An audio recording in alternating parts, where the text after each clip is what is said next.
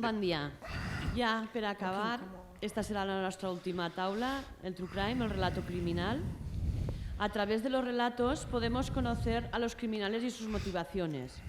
El periodista y escritor Carlos Quílez, en Condenados Relatos, da voz en primera persona a delincuentes juzgados que sufren o que han sufrido la cárcel.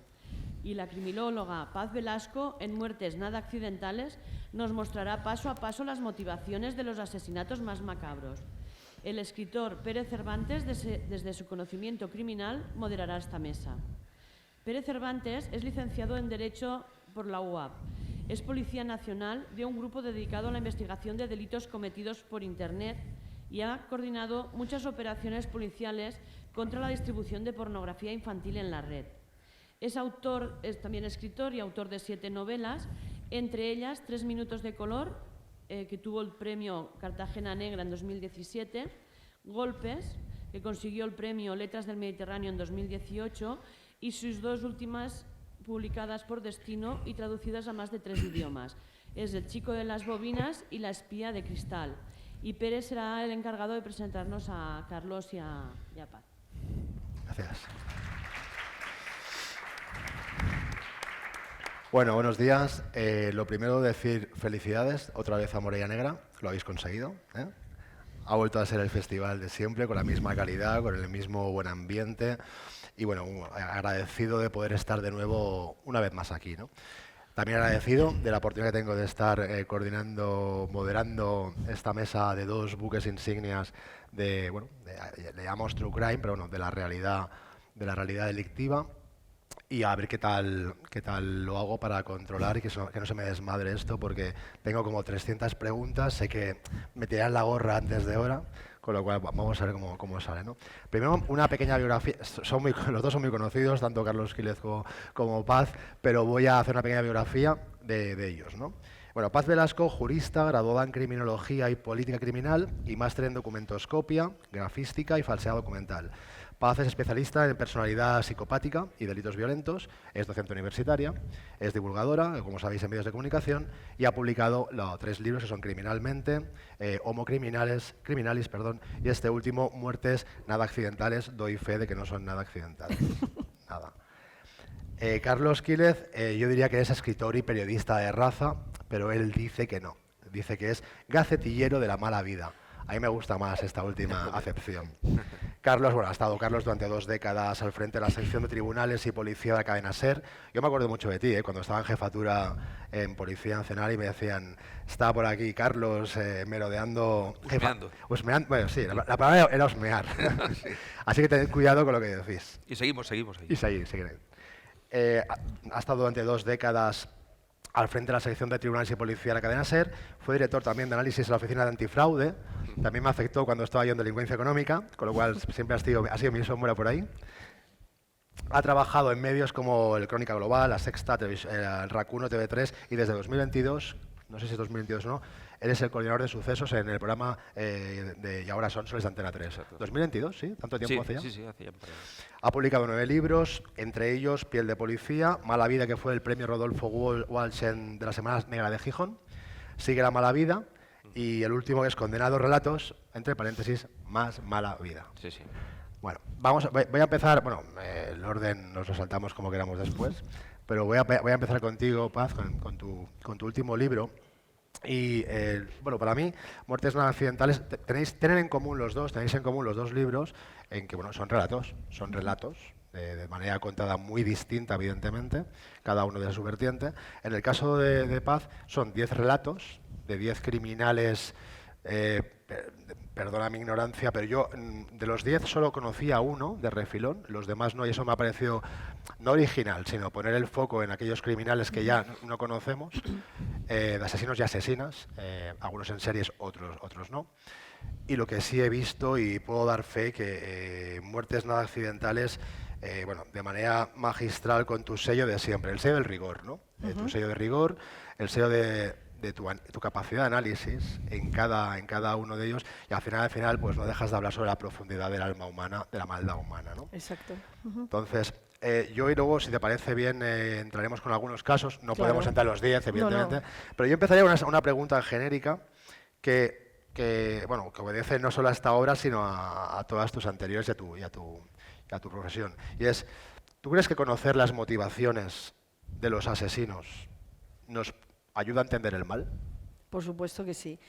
Es cierto que el tema de las motivaciones, explico lo que es una motivación, lo diferencio del móvil, porque muchas veces se confunde en medios de comunicación, no lo digo por ti, que siempre lo haces muy bien, pero sí que es cierto que muchas veces se confunde móvil con motivación. La motivación es la causa última, la razón última que lleva a una persona a cometer un acto delictivo, desde un robo con fuerza a un asesinato o una agresión sexual. Es decir, es lo que lleva a una persona a cruzar la línea roja, mientras que el móvil es lo que obtiene o cuál es el beneficio que va a tener tras cometer ese crimen. Entonces, la motivación a nivel jurídico es bastante poco importante. Y tú que has estado en un montón de juicios como yo, sabemos que lo que importa en una sala es demostrar que esa persona es culpable o no culpable con toda esa cantidad de pruebas que podemos aportar. Pero a nadie le importa el por qué. Entonces, sí que me di cuenta cuando colgué la toga en 2018 que había una laguna en el hecho de tratar de explicar a los jurados, a la fiscalía, al juez, cuáles son esas motivaciones, porque entendiendo la motivación, yo creo que podemos llegar a comprender, aunque no de modo racional, es imposible de los crímenes que yo cuento, tratar de entenderlos de modo racional, de modo que tenemos que acudir a otras disciplinas, la psiquiatría, la psicología o la criminología. ¿Y qué es lo que he hecho? Lo que he hecho es un pequeño puzzle en el que poniendo piezas, cuando el lector llega al final del capítulo dice, ah, vale, esta persona se ha convertido en lo que es debido a esto, esto y esto. Es decir, hablo de la multifactoriedad para poder comprender la motivación. Esto ni de lejos, vamos, yo creo que ni en la ciencia ficción se tendrá en cuenta en los juzgados. Pero bueno, quién sabe. Entonces, para mí es fundamental saber el porqué, que es la motivación, para actuar en consecuencia con esa motivación o de esa motivación. Claro, me cabe decir que he dicho que das tu impronta, das tu sello habitual en tus anteriores libros, pero en este libro, como ayer hablábamos, ¿no? Claro, la criminología es una ciencia multidisciplinar. Ajá, Entonces tú aquí lo plasmas a la perfección. Porque cada rato no solo contiene la narración de los hechos o la aportación de pruebas judiciales, es que es un análisis integral que haces.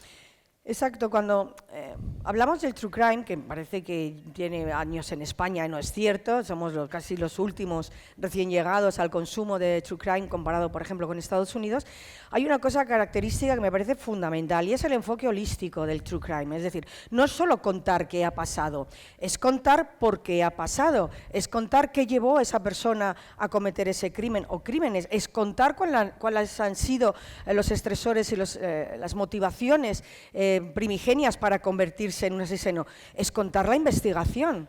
¿Qué datos se tienen? Hay un caso en el que primero encuentran al asesino y luego encuentran a las víctimas. Lo normal es que suceda al revés. Hay que contar qué pasa en el juicio, hay que contar si hay informes médico-forenses que determinan si ese sujeto es imputable o no. Y luego al final hay que contar ese perfil criminológico desde mi ciencia, desde mi profesión. De modo que lo que he hecho es un enfoque totalmente holístico, no solo cuento el crimen, sino que lo analizo desde diferentes puntos de vista, porque el lector no solamente le interesa qué pasó, sino por qué pasó, cómo pasó, modus operandi. ¿Hay algún tipo de ritualismo en ese crimen? ¿Han dejado firma, han dejado huellas conductuales o evidencias psicológicas en esa escena? Y con todos esos elementos llegas al final y por eso he dicho que cada capítulo es como un puzzle. Yo voy dando piezas, empiezo por las esquinas, lo más fácil, y la última pieza, que es ese informe criminológico, es la pieza central, de modo que ya ves completamente quién era ese asesino o esa asesina. Sí, y además también había dicho la manera en que lo contextualizas, ¿no? O sea, en todas hay una pátina ahí de literatura o cuando hablas de su entorno, del entorno claro, de cada uno de ellos. Claro, es fundamental. Yo creo, Pera, y aquí hay periodistas, hay expolicías, hay policías, que hay algo fundamental. Para comprender la criminalidad violenta tenemos que tratar de entender el telón de fondo, tenemos que tratar de entender el momento histórico, económico, político, social e incluso cultural. ¿Por qué? Porque muchas veces este telón de fondo ha servido para que ese sujeto goce de cierta impunidad. Hay un caso, hay varios casos donde se ve esta impunidad, pero en el caso de Henry de Seré-Landru, un asesino que le bautizó la prensa como el Barbazú de Gambé. Bueno, pues que el telón de fondo es la Primera Guerra Mundial. La gran mayoría de hombres jóvenes se marchan a la Primera Guerra Mundial. París queda desolada, no hay gente joven. Y utiliza ese telón de fondo para convertirse en un devorador de mujeres. Quizás, si no hubiera tenido ese telón de fondo, no lo hubiera tenido tan fácil. Volveremos al Barba Azul y a esas 400 o 283 mujeres que mantuvo relaciones epistolares y luego algunas sí. físicas. Carlos, vamos, sí, pues no, sería bueno. Vamos a ver, Carlos, pasamos a tu condenado de relatos, a tu más mala vida. Son 18 relatos, 10 escritos por ti, a partir de tu experiencia algo ficcionas, entiendo, y 8 de estos delincuentes, inocentes también, alguno hay, y otros por determinar. La primera sensación, yo recuerdo cuando bajamos a los calabozos, ¿no? Normalmente, hace muchos años un compañero me dijo, esto está lleno de malas decisiones, ¿no? Ahí dentro, ahí abajo. Sí. Entonces, me gustaría empezar, también contigo tampoco habrá tiempo de tocar los 18, evidentemente, pero para que lo sepáis, pues hablas de un tal Jesús Contreras, el atracador del chándal, 25 años en el Talego, Sandro Rosell, el expresidente del Fútbol Club Barcelona, Rosa Peral, el Flaco, que es un butronero y el Robin Hood de Vallecas, un tal Emmanuel, jefe de la Mara Salvatruchas, y una tal Mercedes a la cual acudiremos, la mujer de un atracador, porque pones el foco de manera muy diversa, ¿no? Me gustaría empezar, también contigo hablaremos de algún caso concreto de ellos y de experiencias tuyas, pero me gustaría empezar con la pregunta de, tú, no sé si ha sido una entrevista, porque ya me he perdido o lo he leído en el libro tuyo, pero tú adviertes en algún momento que son personajes reales, sí, agarraros que son reales, evidentemente, pero lo que más te impacta es que además dices que son cercanos. Sí, si me permite, espera, quisiera decir una cosa y deciros a todos una cosa. No he tenido la oportunidad de saludar al señor alcalde, aprovecho para saludarle. Y sí que quería deciros una cosa. Como sabéis, yo soy de Barcelona y ahora estoy viviendo por cuestiones profesionales en Madrid. Hace un montón de años yo conocí este pueblo porque aquí unos señores tuvieron yo sabía de Morella, pero no había estado nunca y tuvieron la amabilidad de invitarme al certamen. Y desde hace mucho tiempo yo tengo un idilio con esta población, me parece que estoy enamorado de Morella, ¿no? Entonces yo, señor alcalde, le quisiera agradecer que continúe impulsando este festival, porque créame que en Barcelona y en Madrid, no por ser uno de los pueblos más bonitos de España, o por tener un sexeni internacionalmente conocido, o por tener una trufa que es maravillosa, sino que hay mucha gente que conoce ya a su población, la población que usted preside, gracias a este certamen. Entonces yo le animo a que continúe con el impulso que ha continuado dándole, porque vale la pena, y yo que hace años que tengo ese recorrido, sí que veo que cada vez esto es más asentado, más renombrado y tal. Por tanto, por la parte que me toca, que es mínima, muchas gracias.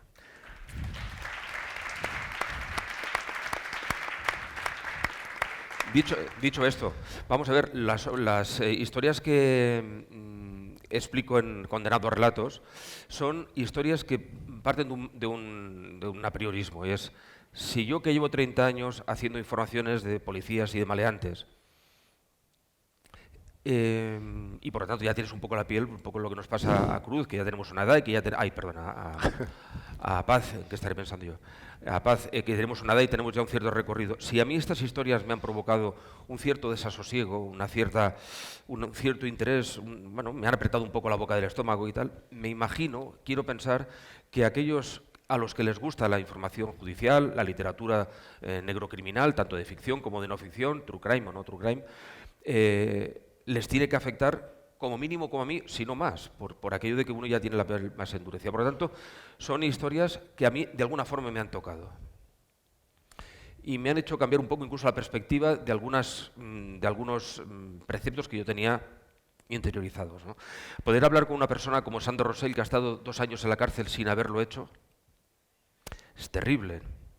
O sea, este señor, no sé si están en litigios para que le indemnicen, gracias a Dios, a él la vida económicamente le ha sonreído, por lo tanto no le viene del dinero que le va a tener que devolver el Estado, y ha dicho que lo va a donar, en fin, como si no lo dona, me da igual, pero los 2 años de vida que ha estado en la cárcel por un delito que no cometió y que queda acreditado que no lo hizo, como Dolores Vázquez en el caso Baninkoff, esta señora no mató a su víctima, es decir,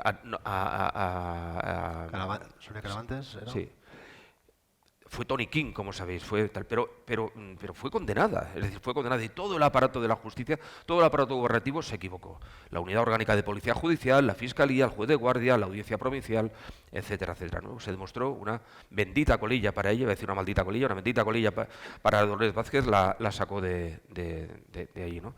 Claro, hablar con tipos como Sandro Rosell, como el atracador, el chándal, 50 años, 25 en la cárcel, con Rosa Peral, he tenido la oportunidad, la condenada por el asesinato de la Guardia Urbana, de estar más de 20 veces en la cárcel. Algunas hemos compartido paz, que también ha tenido la suerte, déjame que lo diga así, de visitarla y de poder tener un tete a tete con ella y ver un poco, probar la mercancía, ¿no? Que decís para ver efectivamente si lo que se dice de ella es o no es tan cierto o tan falso como se dice. Claro, son ingredientes. Mi madre tenía una frase, me decía: hijo, con buena cigala siempre sale buena la paella, ¿no? Entonces, con estos ingredientes, difícilmente podía hacer un libro que no tuviera, desde el punto de vista de la pasión que sentimos aquellos que nos gusta lo negro y criminal, que solo somos nosotros, pero que nos apasiona, difícilmente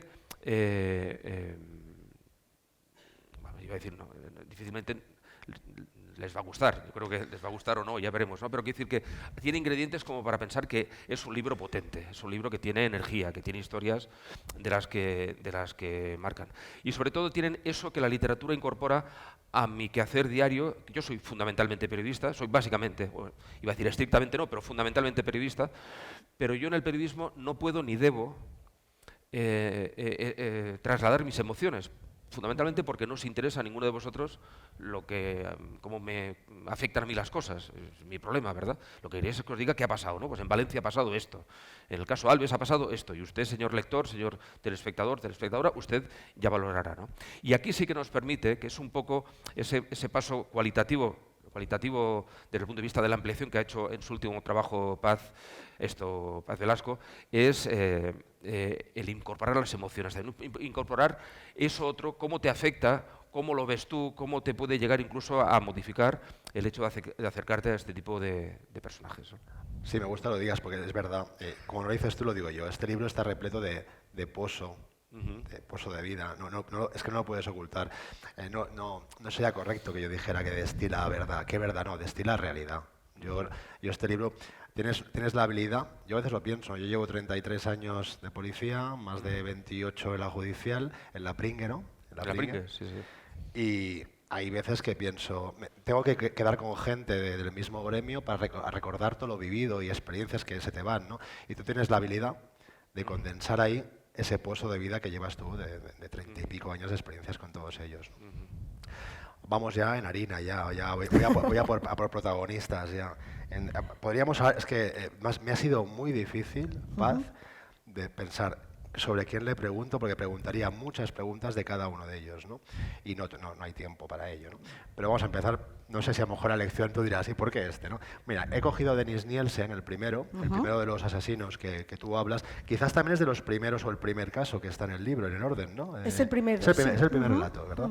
Y Denis Nielsen me llamó mucho la atención, tú lo denominas y algo parecido como el asesino de la soledad. Y tú ya he dicho antes que expones muy bien que se mata por ira, por rabia, por celos, por el placer de matar y por la soledad. Sí. Yo nunca había visto o no había tenido la cercanía de un asesino que mate para enfrentarse a la soledad. Habla de él, por favor. No, lo cierto es que Denis Nielsen es uno de los capítulos que más está gustando, precisamente porque por la motivación. En el libro lo que hago es hablar de 10 motivaciones totalmente humanas, emociones que en cualquier momento todos los que estamos aquí hemos sentido, pero que sin embargo no hemos llegado a cruzar ese límite, no hemos matado ni por amor, espero, ni por envidia, ni por odio, ni por vanidad, ni por sentirnos solos. Entonces, ¿qué es lo que nos diferencia a nosotros de Dennis Nielsen? La historia de Dennis Nielsen es terrible. Hay 2 elementos comunes en los 10 capítulos. En todos hay un telón de fondo en el que explico la situación actual y todos parten de un análisis muy estricto, argumentado y verificado de su infancia. Hay un momento en la historia vital de Dennis Nielsen en el que sucede algo dentro de su familia y que debido a la edad que tiene vincula de una manera muy interiorizada, siendo un niño, porque luego se convierte en un adulto asesino, en el que vincula, pero de una manera extraordinaria, y voy desglosando cómo llega a ese punto, el amor y la muerte. Entonces, cuando hablamos de amor y muerte, si hablamos del rol de las fantasías en el crimen, nos tenemos que ir a una parafilia. Y en este caso estaríamos hablando de una parafilia como es la necrofilia, pero no es exactamente necrofilia, porque la necrofilia implica obtener la gratificación sexual a través de mantener una relación íntima con un cadáver. Pero es que Dennis Nielsen no tuvo relaciones sexuales, solo tuvo relaciones sexuales lo que se conoce como sexo intercreural, es decir, que se rozaba con el cadáver. ¿Qué es lo interesante de Dennis Nielsen? Que mata porque no quiere estar solo y convierte a sus víctimas en compañeros de vida.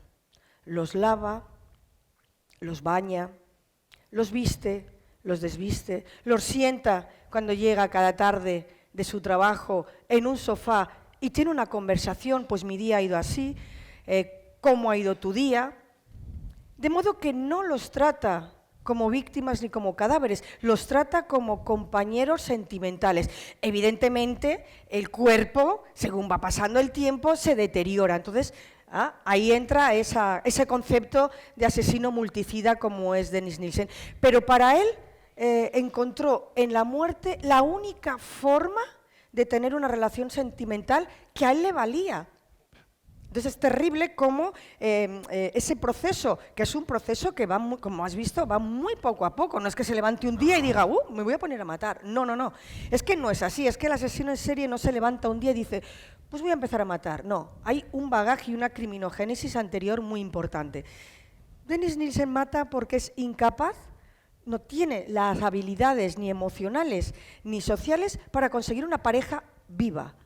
De modo que lo que hace es tener parejas que no tienen vida. A mí me impactó mucho porque hay una película, no tiene nada que ver, pero cuando lo leí me llevó a una película que es Her, una película en la cual un tipo acaba conviviendo con una Alexa, ¿no? Con una Alexa que la diseña él y llega a casa y esa soledad de ese tipo con ese personaje que es un personaje digital.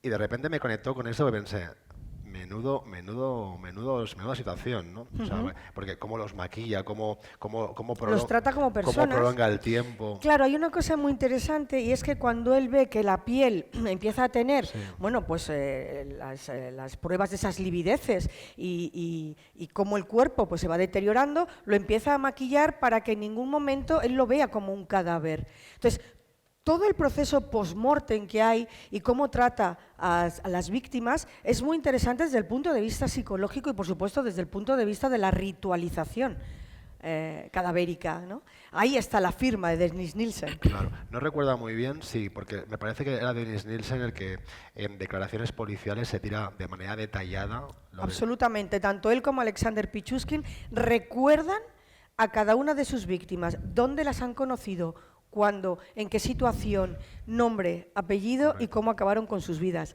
Esto es maravilloso desde el punto de vista de la investigación y desde el punto de vista de la criminología. Hay muchos asesinos que a sus víctimas no las recuerdan nunca, pero en estos dos casos las recuerdan y las recuerdan por algo, porque han significado algo muy concreto para él en el momento del crimen. Claro. Pues eso, matar para combatir la soledad. Correcto. ¿No sabes hasta qué punto es lo lo que explica lo que leemos en los libros de paz y lo que aprendemos o la información que obtenemos los gacetilleros de la mala vida del trabajo de paz, hasta qué punto nos llega a ayudar a hacer las noticias. Es decir, yo desde que la conozco y desde que he leído su trabajo y sobre todo, no me va a dejar mentir porque lo he hecho en más de una ocasión, llamar y decir, oye, ¿cómo ves este caso? Esto por decir, oye, ¿qué sentido tiene que este asesino haga esto? La luz que nos da, es decir, que a veces yo creo que en la prensa estamos, tampoco quiero generalizar, pero seguramente no todos los formados que deberíamos estar, y no solamente hablo de la información judicial o policial, también hablo en general, ¿no? Parece que enseguida a cualquiera se le da un micrófono, un bolígrafo, una firma y dice cualquier barbaridad, ¿no? Pero no estamos lo suficientemente formados que deberíamos y la ayuda que es técnica, o sea, es como libro de cabecera, los trabajos de paz. Esto que está explicando sobre la morfología de un criminal, sí, a mí me permite abordar una noticia con mayor probabilidad de ser certero a la hora de enfocar la noticia, a como lo haría si no tengo esta información, ¿no? Por lo tanto, es un chollo tenerla, sí, que la tengan aquí. Vaya. Es lo que he dicho yo, porque yo me imagino su trabajo al ver estos relatos como un escenario como este, en el cual policialmente ponemos un foco desde un lado, el periodista desde otro lado, pero ella ha logrado poner 1000 focos de manera cenital, ¿no? Que hay 1000 planos, 1000 formas de ver, porque lo que decíamos, ¿no? Esa multidisciplina te permite pues todo ello, ¿no? Bueno, es que estos perfiladores, es decir, que ya está en disposición, no sé si lo ha hecho, pero vamos, está en perfectísima disposición de hacerlo, es decir, a mí me ayuda, su pozo de conocimiento, pero es que al responsable de homicidios, que es su señor de homicidios que sabe de la policía, en no pocas investigaciones va al lado de un personaje que le va dando una serie de pautas a efectos de investigación técnico-policial. Sí. Ella no es policía. No es policía. No pude por la altura. Bien, ahora sí. podría. Sí. No, en serio, Cuando acabé Derecho, sí que es jurista, pude. ¿no? Sí. Pero sin embargo, sabéis, la figura del perfilador es fundamental. En Estados Unidos está al cabo de la calle. No hay investigación potente de un homicidio, de un asesinato, que no haya un señor que va sin pistola, pero que sin embargo le está dando información al señor que sí va con pistola, absolutamente importante. Por lo tanto, tengo un chollo, pero tú también tienes un chollo. Total, no. Ya hace tiempo que tenemos un chollo. Sí. Con criminólogos de esta talla, de verdad. Sí. No queremos más policía, criminóloga. Sí. No, ahora sí que podría entrar, con mi 1,58. No, sí. En el 92 o 93, no me acuerdo cuando acabé la carrera, por ahí. No podías entrar porque ya no pude, estás mi en estatura. 37 años y ya no puedes. Gracias. A partir de los 35 y a los 37 ya no podrías entrar. Pero vamos. No hay límite de edad ahora, ¿eh? Ahora no hay límite. No hay límite de edad, pero es igual. No, me da mucha pereza. Que se me van. Que no te vayas a la policía. Se me van. Vamos también ya a entrar en materia con los tuyos. Antonio Bernal Romeu. Violador compulsivo, asesino, atracador. Yo no lo conocía. Y autor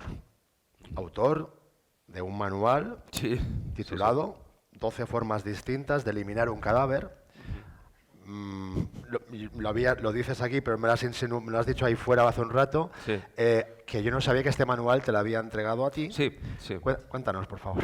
Bueno, antes lo comentamos con Víctor también, que Víctor ha tenido esta cosa que tenemos los escritores, ¿no? Que en cualquier momento, y no sabes muy bien por qué, te viene una idea, te viene no sé qué, y ayer se le ocurrió algo para su novela que no voy a explicar porque lo tiene que explicar él. Y yo le he dicho, digo, pues si quieres que te lo complemente, tengo un manual, y hemos hablado de esto, tengo un manual de... Si ya sabes cómo matar, ahora te digo cómo eliminar el cadáver, que no hace falta que se lo diga porque... Un mini inciso, no invitarlo al Morella Negra.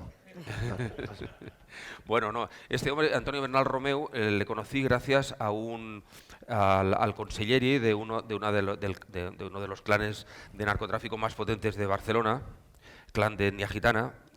Introducen o han introducido prácticamente el 90% de la heroína que se consumía en todo el Levante español. Y este hombre, que no era gitano, Germán Delgado Girona, de quien escribí un libro, me dijo, en la cárcel coincidió con Antonio Bernal Romeu. Claro, Germán Delgado era sicario, traficante, un delincuente durísimo, atracador, durísimo y tal. Y él me decía, leyéndome y escuchando a Antonio, que era su compañero de celda, dice, me corría un sudor frío por la espalda, que digo, si a ti te corría un sudor frío por la espalda, a ese tío le quiero conocer. Y de ese tío tengo que hacer un libro, tengo que explicar tal. Y efectivamente, gracias y de la mano de Germán Delgado, me pude entrevistar 23 veces en la cárcel con Antonio Bernal Romeu, con este violador. Que hablando, en una de las muchas entrevistas, me confesó que él, pues que en fin, hablaba de la escritura, literatura y tal, y decía que había escrito un libro. El libro eran unas 30 40 folios a mano, y el título no era la cría de la campanilla y de la amapola en el trigal hondureño, sino que era 12 formas distintas de cómo eliminar un cadáver. Entonces, nunca le pregunté, por mor a no ser sorprendido por la respuesta, o porque creo que ya sé la respuesta, que algunas de las formas él quizá ya las había experimentado, porque eran de suficiente cualificación técnico-biológica como para que o eras un científico de la NASA o eras un hombre que había experimentado con tus manos. No le pregunté, no hacía falta. Y sí, me explicó las 12 formas que él tenía, ¿no? De hecho, él me preguntó, bueno, Carlos, ¿y tú cómo eliminarías un cadáver? ¿No? Que pregunta que os hago a todos, ¿no? Bueno, vamos a cargarnos a esa persona que queremos cargarnos, pero no lo hacemos porque vamos a ir a la cárcel. Pero si no fuéramos a la cárcel, nos lo cargaríamos. Estamos de acuerdo que quien más y quien menos tiene el punto de mira a alguien, ¿no? Pues al jefe, no a la suegra, en fin, estas cosas. Bueno, pues digo, ¿cómo lo harías, no? Y yo pensé, bueno, pues muy fácil, coño, pues lo mato. No sé, le preguntaría a Víctor que me explicara cómo, pues lo mato, como a Víctor le gusta que mate. Lo mato y luego me lo llevaría en una barquita al mar, bien para adentro, y le pondría unas cadenas, unos yunques y tal, lo tiraría al mar, oye, y que los cangrejos pues hicieran lo suyo y tal. Te equivocas. Digo, coño, te equivocas, porque se desmiembran los brazos, se desmiembran no sé cuántos, la hostia, no sé qué. Bueno, me hizo ahí unas teorías que ya me asustó nada más ver la sabiduría de este señor. Y me dijo, dice, hay que hacer lo mismo que tú, llevarlo al mar, y cuando estés allí le metes, lo que le largó Calorro era 5 mullás, 5 navajazos, en los riñones, en un lado y en el otro, y lo tiras, sin hierros, sin peso, sin nada, porque el riñón hace un efecto esponja, por lo tanto se hincha de agua, el cadáver pesa, baja, y entonces ahí se acaba mimetizando, acaba desapareciendo sin ningún problema, ¿no?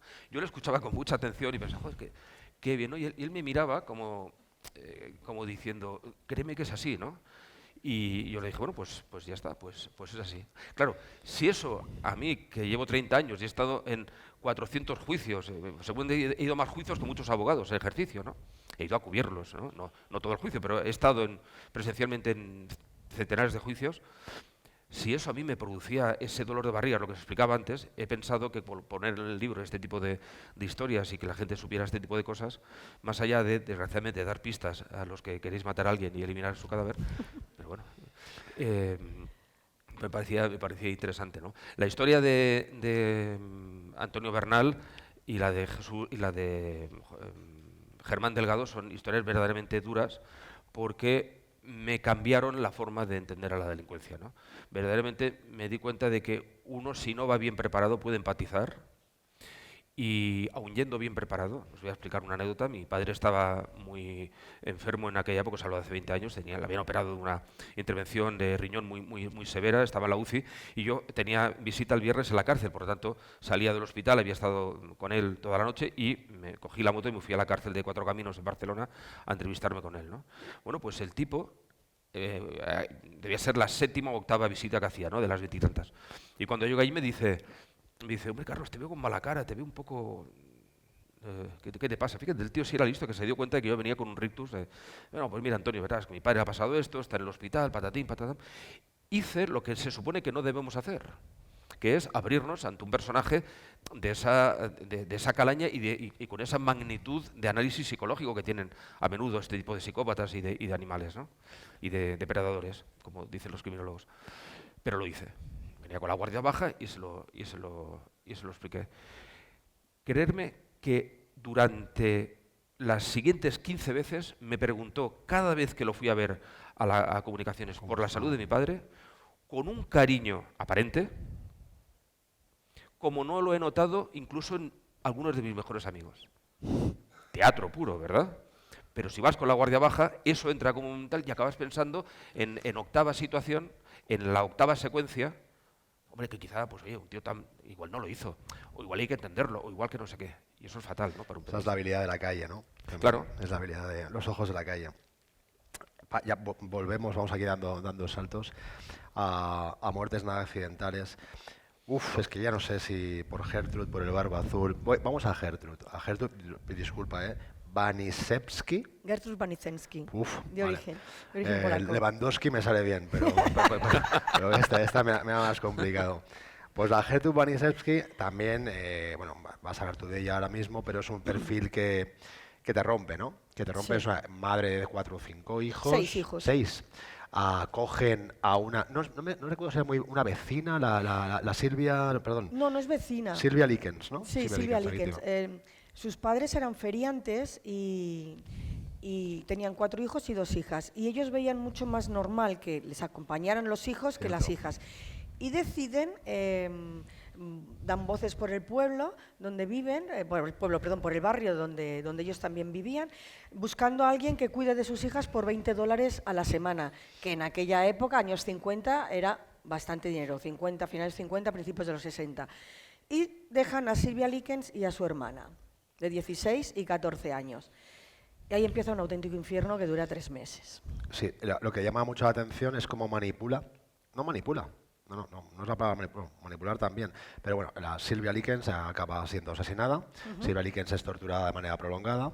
Silvia Likens, no solo por Gertrud, sino también por sus hijos. Colaboran y cooperan en llevar a cabo los actos delictivos, ¿no? Exacto. Entonces, Esto es uno de los crímenes que se podía haber evitado, pero ¿qué 2 elementos son los fundamentales?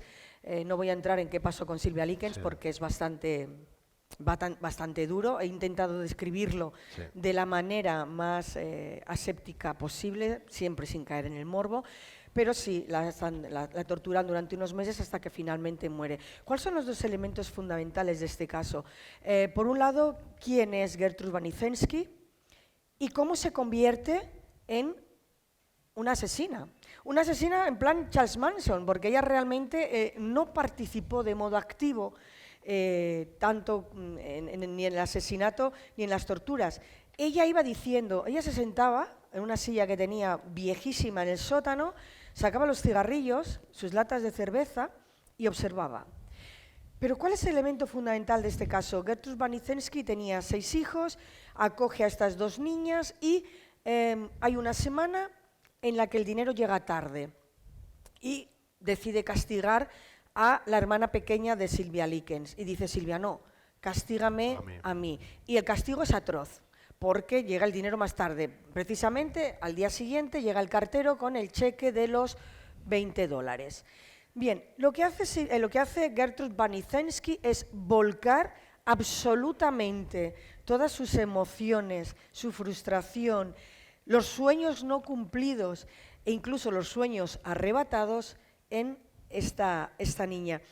Pero ¿qué es lo que me movió y lo que conmueve de este capítulo? He dicho que eran 2 cosas. Primero, la gran mayoría de vecinos sabían lo que estaba ocurriendo. Veían a Silvia Likens con marcas, con ojos amoratados, con muchísimas marcas en los brazos, muy delgada, y escuchaban los gritos de Silvia Likens. Pero ¿qué ocurre?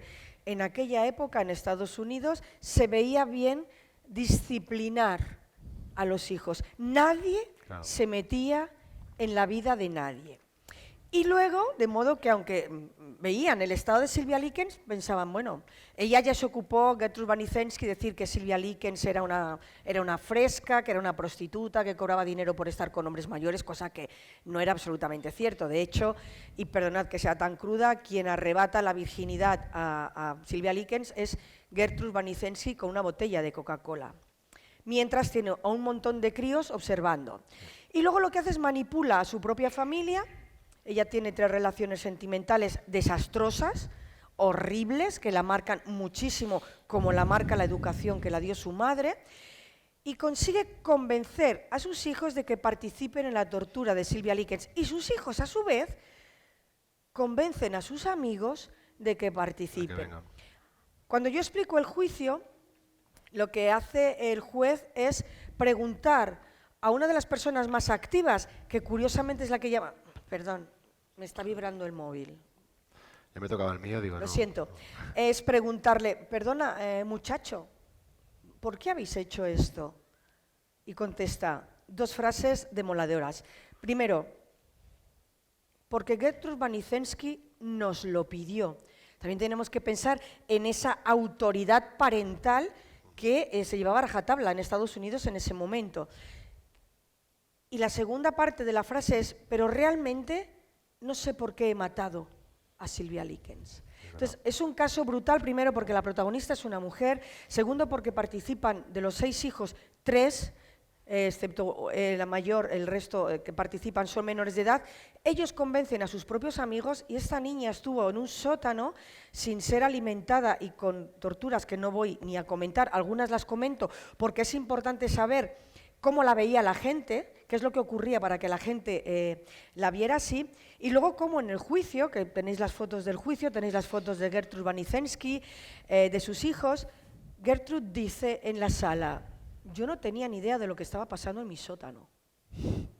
Entonces el perfil de Gertrude Waniczenski es un perfil, estamos ante un narcisismo maligno, la quinta esencia del mal, esta famosa investigación de Erich Fromm, y lo que duele de leer a Gertrude Waniczenski es que cuando acaba el capítulo, no sé si a ti te ha pasado, Pera, dices, es que no me extraña que hiciera lo que hizo. Sí.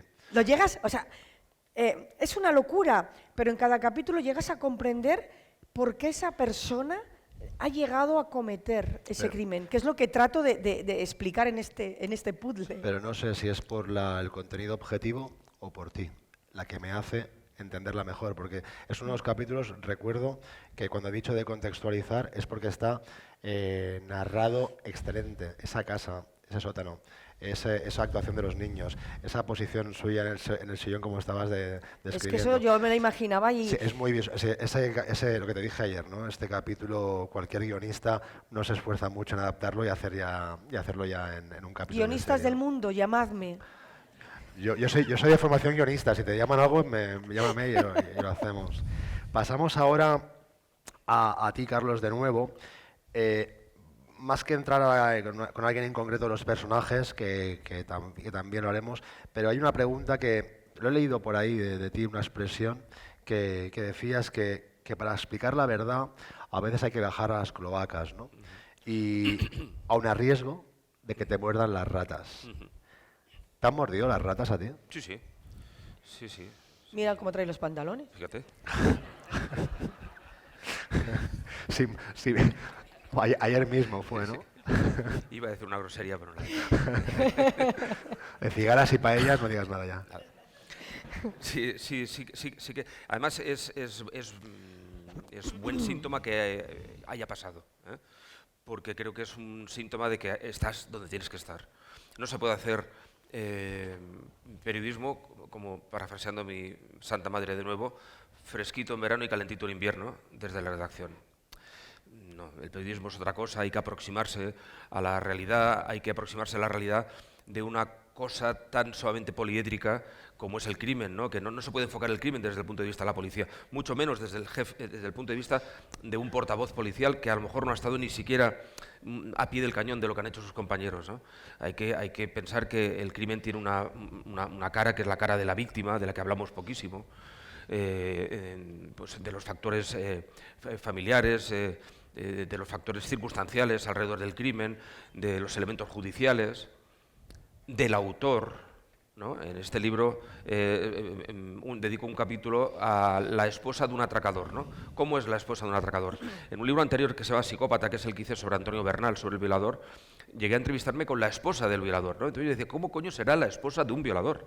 Porque puedo imaginarme la esposa de un estafador, pero la esposa de un violador, es decir, la esposa de un tipo que hace eso a las mujeres como ella, eso tan terrible, ¿no? Y tan consustancial con la condición femenina. Bueno, pero eso es lo que da una perspectiva, a mí me gusta decir, privilegiada, ¿no? de lo que me rodea. Pero claro, tienes que mojarte, tienes que remangarte, tienes que hacer horas, tienes que echarle una cierta, en fin, sin ser más que nadie, una cierta valentía en algunos momentos, y luego asumir que aproximarse mucho a según qué personajes, a según qué situaciones, pues tiene un cierto coste. Entonces, si lo puedes evaluar, lo evalúas antes de hacerlo. Si no lo puedes evaluar, cuando lo sufres, te jodes o vives a darte por jodido, ergo, a darte por enriquecido, en cierta medida. A Germán Delgado, le comenté que yo quería ver una timba ilegal. Yo no había estado nunca en una timba ilegal. Quería saber cómo era una timba ilegal para poder explicarlo bien, ¿no? Para poder acercarme, ¿no?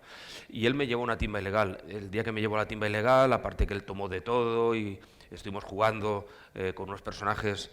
Si tenéis la oportunidad de leer el libro, pues lo veréis. Lo digo para no estar media hora explicando, no por hacerme el interesante. Pero vamos con unos personajes muy variopintos en aquella timba ilegal, todo lo que lo rodeó. Acabamos a las 5 de la mañana, insisto, él puesto de todo hasta el gorro. Y el tío me quiso agasajar y darle un poco el colofón a la noche llevándome a un prostíbulo en la zona de la Champla de Barcelona, que ya estaba cerrado, con unas persianas bajadas y tal. Y bueno, yo fui con él, abrió las persianas, entré en el prostíbulo, que era un sitio pequeñito, que había 3 o 4 señoritas ya de una cierta edad y una señora en la barra. Por cierto, en la barra había un abogado muy prestigioso de Barcelona, que cuando yo llegué me dijo, coño, Quílez, ¿no? Y yo le dije, hombre, fulano. Y me dice, digo, ¿tú qué? ¿Qué haces por aquí? Dice, yo estoy trabajando, me dice él. Digo, no, yo sí que estoy trabajando. Tú no sé. Pero en fin, estas cosas que pasan en la lúgubre y en lo ténebre de la noche, ¿no? Bueno, Germán me invitó a ir con una señorita, yo le dije muy amablemente que no y me quedé con el señor trabajador, abogado, que estaba en la barra, mientras él sí que se fue con una señorita a mantener relaciones sexuales prepago. Fue y volvió. Cuando volvió, llega él, poniéndose los tirantes, y detrás suyo llega esta chica, una chica de color, recuerdo, así, bueno, pues, corpulenta y demás, sangrando totalmente, sangrando como un purquet por la boca, pero sangrando ostensiblemente, ¿no? Y yo me lo quedo mirando a él me agacha la cabeza, le digo, Germán, ¿qué coño ha pasado? Ah, joder, ya sabes cómo son estas... Y no sé cómo son, ¿qué ha pasado ahí dentro? La otra chica se sentó, las amigas le pusieron unos pañuelos y tal, y la curaron como si... Y me dice, no, pues que ha llegado el momento del acto sexual y le he preguntado si ella ya había llegado al clímax. Vamos, le preguntó si se había corrido, entonces ella le dijo que sí, que entiendo yo que es algo que responden de forma automática las prostitutas a los clientes que hacen ese tipo de preguntas tan imbéciles, ¿no? Que sí, ¿no? Que le vas a decir que no, ¿no? Y dices que sí, y dice, coño, pues si te has corrido pagamos a medias, ¿no? Hostia. Entonces la chica dice, no, esto no va así, ¿no? Bueno, pues él le respondió al no va así con un tremendo puñetazo que le reventó los labios, ¿no? Y volvió. Claro, cuando veo lo que ha pasado, cuando me explica, con menos detalle, luego lo hilvané yo más, ¿no? Pero cuando me explica lo que ha pasado y tal, entonces me di cuenta de que me había mordido las ratas, ¿no? De qué coño me había llamado a mí a tener que estar allí, pero qué coño hacía yo allí, pero por qué me metía en ese tipo de vertedero, ¿no? Pero hasta dónde, qué precio tenía que pagar mi curiosidad, sana curiosidad, profesional curiosidad, pero no deja de ser una chafardería, ¿no? De conocer, ¿no? ¿Qué precio tienes que pagar, no? Bueno, y recuerdo que arranqué a llorar, ya era de madrugada, a las 7 de la mañana cuando salí de allí, él se quedó dentro, cogí un taxi, yo vivo a unos 12 kilómetros fuera de Barcelona, y fui llorando hasta que llegué a mi casa, y me duché, me cambié y regresé. Yo trabajaba en la cadena SER entonces y regresé a trabajar, ¿no? Este es uno de los casos de lo que yo puedo identificar, hay otros, que te han mordido las ratas por ser demasiado osado, demasiado... Hostia, por favor, no lo veáis como algo pedante por invertir, demasiado periodista, en el sentido más genérico, por ser demasiado periodista, ¿no? En ese sentido. Por no querer estar fresquito en verano y calentito en invierno. Sí. Hay que pasar frío, pero yo quiero conocer eso de primera mano. Y me han pasado en otros ámbitos del trabajo. Pero ese dolor profundo, esas lágrimas y demás, con la perspectiva que te da un poco el tiempo, es oro para mí. Es oro porque me ha enseñado elementos muy importantes de la condición humana que jamás hubiera podido conocer ni acceder a ellos de no ser por estas situaciones. Si encima luego lo esquivo lo mejor que sé y puedo, que no es como querría, pero lo mejor que sé y puedo, en libros lo más dignos posibles. Por cierto, el último magníficamente editado por Al Revés, una vez más. Sí. Pues mejor que mejor. Pero sobre todo esa herida, incluso a veces cuando me miro las cicatrices, me siento orgulloso y me sé a mí mismo más preparado para entender el mundo que me rodea gracias a estas cosas feas que en su momento me resultaron muy dolorosas, pero que con la perspectiva volvería a repetir.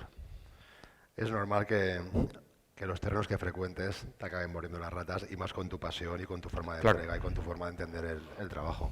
Vamos a ir encarrilando antes de que me tiren un gorro por los aires. ¿Qué puede ser? A ver, porque esto es un poco de varios relatos. Hay un relato, no recuerdo cuál es ahora, donde el asesino termina quemando a sus víctimas en un horno, un horno de piedra. Ese horno, si no recuerdo mal, ese horno fue vendido por un importe exorbitado a un empresario, tampoco recuerdo de dónde, no sé si era francés, que se le prohibió exhibirlo en su ciudad. Eso es una cosa. Luego otra cosa a la que voy. El tipo el barba azul, el que hablamos antes, es una historia...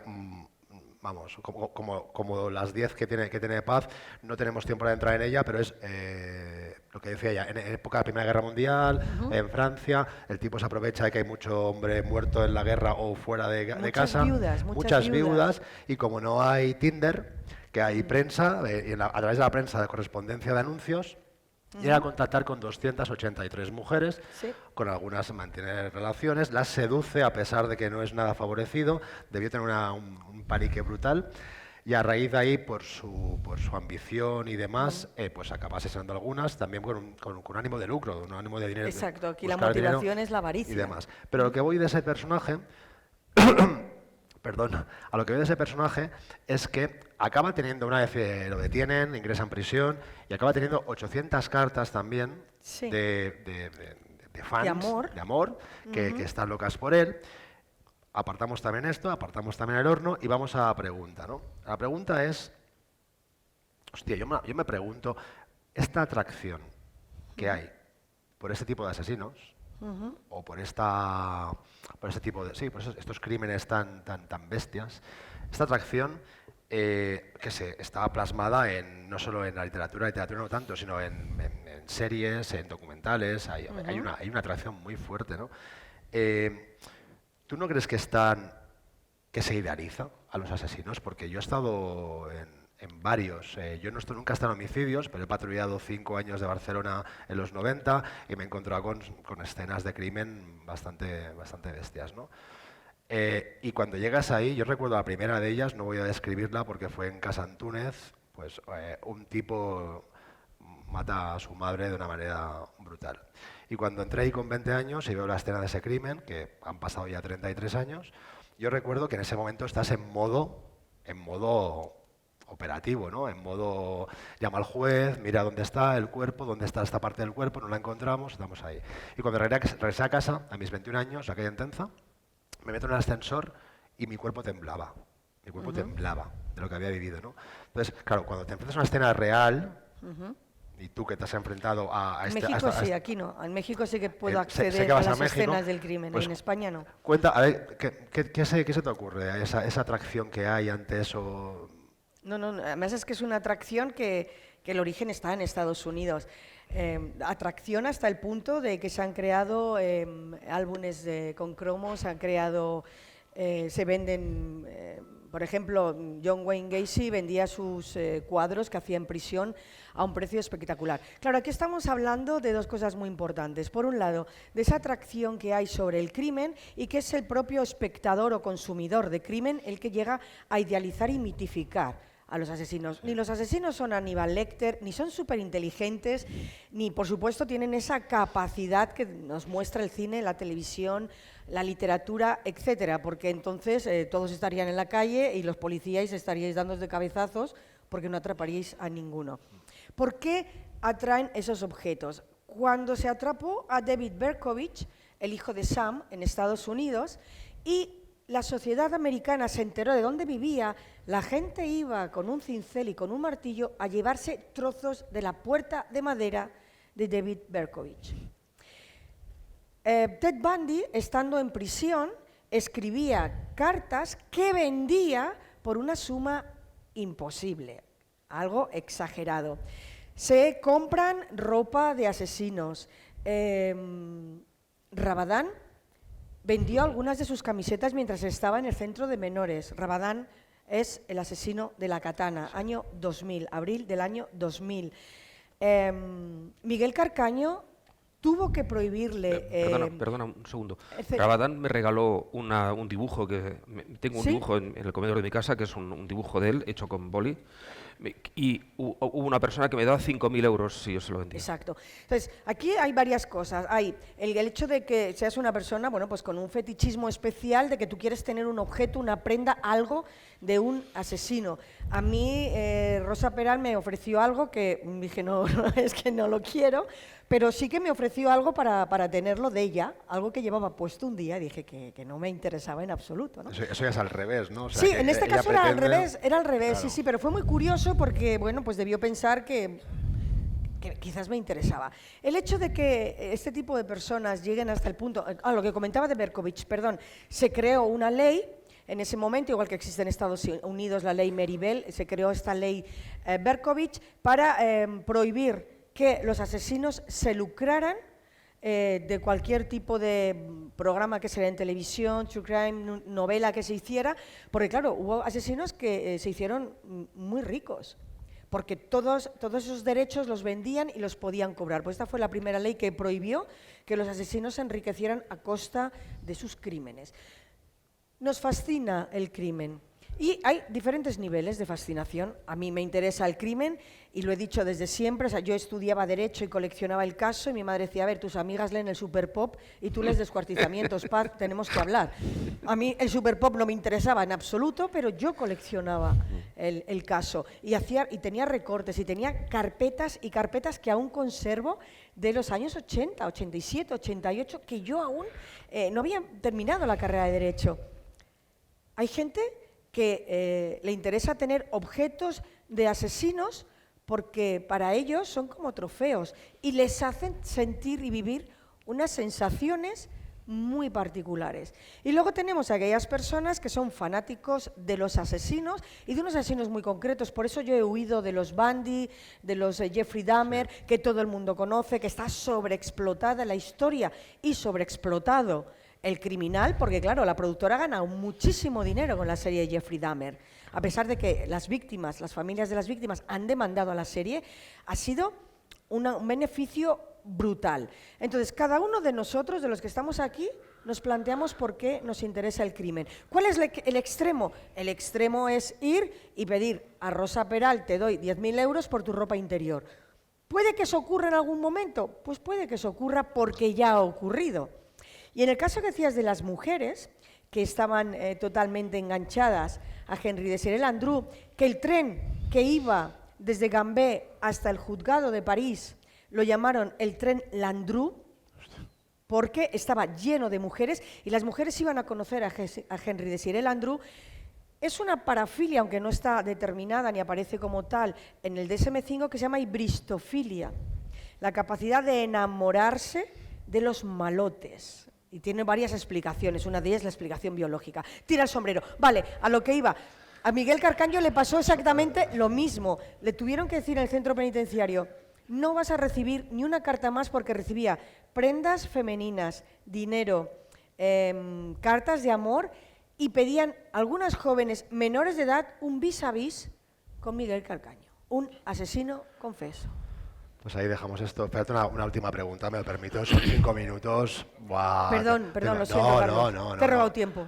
Soy yo el que ya te dije que como moderador no graduó el tiempo yo. O sea que una pregunta para ti, Carlos. He escuchado en entrevistas tuyas, me encanta tu nunca mejor dicho, tu visión de la justicia, sus problemas de diotrías que tiene. Y eso va por ahí. Has llegado a afirmar... bueno, eso te lo pregunto yo, ¿no? ¿La justicia para ti es ciega, tuerta? Un poco tuerta. ¿O miope? Tuerta. No es ciega, no haría el discurso fácil de la justicia es injusta, sí. No lo haría, pero sí que es verdad que no es lo ciega que nos debería ser, o a tenor de la imagen de la justicia, ¿no? Que esta señora con las balanzas, ¿no? Con el equilibrio y tal, y con una venda a los ojos, que es, pues yo creo que la venda a veces se pone y se cae, ¿no? En fin, no quiero entrar en cuestiones de orden político, pero sabéis perfectamente el vuelco que ha sufrido, dijéramos, la musculatura del aparato gubernativo policial y gubernativo jurídico del Estado en relación con el tema del procés, ¿no? En el año 2020 las cosas eran de un color y hoy lo mismo es de otro color, ¿no? Pero las mismas togas siguen estando hace 4 años y ahora, ¿no? Bueno, esto va como va, ¿no? El fiscal José María Mena, esta frase seguro me la habéis escuchado decir, creo que la hemos comentado incluso antes, pero el fiscal Mena me decía, cuando yo le preguntaba si la justicia era ciega o no, y él me decía que podía serlo mucho más, me decía que aquí eso de que hay una justicia para ricos y una para pobres, pues también es muy simplista decirlo, pero un poquito sí. Es decir, Shakira comete un delito, es una delincuente, repito, Shakira, delincuente, ni presunta, ni leches, delincuente. Delincuente es aquel que comete delito y está condenado en sentencia firme. Y ella reconoce que lo cometió y hay una sentencia firme que dice que cometió un delito. Por tanto, Shakira, la delincuente, nos dejó a todos nosotros sin 25 millones de euros. Porque en vez de pagarlos de impuestos, no los pagó según el ordenamiento tributario español, que nos gustará más o menos, es el mismo para todos. Para ti, para mí, para ella y para Shakira. Con esos 25 millones, ya voy a hacer demagogia pura, como si fuera un politicucho de 3 al cuarto, pero nos hemos quedado con menos parques, menos guarderías, menos farolas y menos no sé qué, porque el Estado ha tenido 25 millones menos que invertir en todos nosotros. Por lo tanto, nos ha robado, nos ha jodido bien jodidos. Bien, como Shakira puede pagar la multa, puede cometer el delito. Quien la hace, la paga. En este país, quien puede pagar, puede cometer el delito. ¿Me explico? Esta es una de las tremendas controversias que tiene este caso. Tremendas controversias. Igual tenéis noticia dentro de poco del caso Alves, ¿no? Pero no es razonable que un violador... coincidiremos todos que un violador es un ser despreciable, abominable, y que le tiene que caer todo la tormenta más dura del Código Penal ante una conducta tan animal, ¿no? Dicho esto, resulta que el violador rico paga 12 años y el violador pobre paga 1 año y medio. Sí, perdón, el violador rico paga 1 año y medio y el violador pobre paga 12 años, ¿no? Sí. Bueno, es así, ¿eh? Es así, son datos empíricamente objetivos. Y eso es donde yo creo que ahí chirría un poco. Chirrían las leyes, ¿no? Es decir, en este país el enriquecimiento, hoy tenemos a un segurata de casas de putas a mano derecha de un ministro y no sé qué, que ya veremos esta historia hasta dónde nos lleva, ¿eh? Pues no pinta nada bien. No pinta nada bien para los que están imputados y para los de su partido. Pero... ahí no sé qué iba a decir del Coldo. Iba a decir alguna barbaridad del Coldo. Como es así un poco dura, prefiero haberme olvidado. Bueno, 1 minuto me queda. 1. Una pregunta. 1 minuto, ¿eh? Depende de ti. Pérez Reverte, en una entrevista que le escuché acerca de los conflictos bélicos donde había estado, además, llegó a afirmar que el ser humano es el animal más peligroso del planeta. ¿Tú qué opinas? Sí, por supuesto que sí. No solo es el animal más peligroso del planeta, sino que es el depredador más peligroso de su propia especie. Es decir, me refiero a que tenemos muchos depredadores, pero el que mata por placer, hay 5 especies en el planeta que matan por placer. Si queréis, os las digo después cuando me quiten el minuto. Pero el hombre es el Homo sapiens, mata por el simple hecho de gratificarse, de obtener placer. Ojo. Una cosa, Paz. 20 segundos. No, 6 segundos. 5, ya he robado 1. No se preocupen por Paz Velasco, porque me dijo un día un psiquiatra que mientras lo explique y lo escriba no lo hará. Por tanto, estén tranquilos.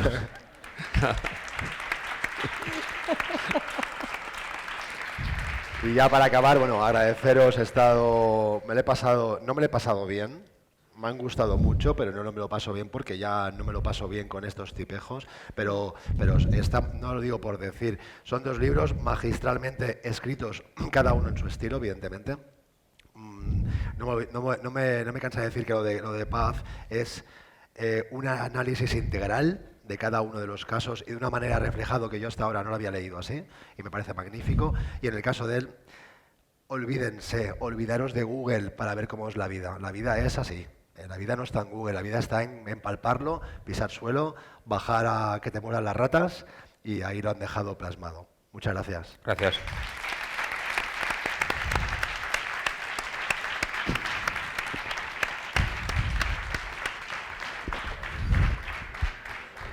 Bueno, muchas gracias, Pere, que lo hemos tenido secuestrado todo el fin de semana aquí en Morella, a Paz Velasco, que ayer tuvo que correr por la estación de Sants para coger el tren, y a Carlos Quílez, que ha venido esta mañana, a propósito a Morella, está pendiente de algún caso que tiene que cubrir y se tiene que ir rápidamente cuando termine esto, pero ha llegado justo para descubrir el lobo frito y un poquet de trufa para morrar-se a Morella, i una cosa que li agrada prou. Otra más. Gracias. Bueno, dos cosetes més. Si os habéis quedado con ganas de lo que habéis escuchado aquí, en nuestro canal de YouTube está la charla que ellos hicieron, Paz Velasco, Carlos Quílez, Bea Osa y la juez María Rosa Freire, que fue muy interesante, está en el canal de YouTube. Y si queréis conocer un poquito más a Carlos Quílez, en la entrada del blog que habla de esta mesa, al final está una descripción de 3 minutos que le hizo Fidel Marreal cuando nos presentó el contragolpe.